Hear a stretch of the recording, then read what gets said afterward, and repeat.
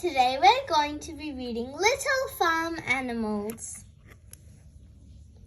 This little lamb has springy legs. Wiggle, wiggle, ba, ba. This little hen has laid 2 eggs. Wiggle, wiggle, quack, quack. This little goat's found a sock to chew. Wiggle, wiggle, nibble, nibble. This little cow says, munch, munch, moo.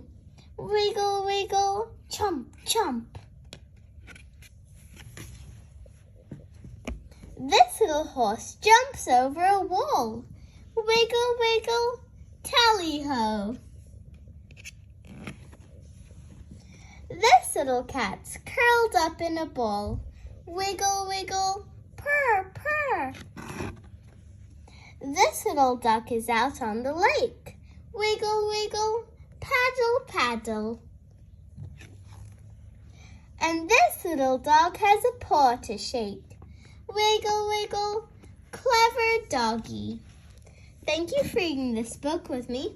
If you want more, come and check out my channel, Tiny Tales with Tia. Bye! See you next time!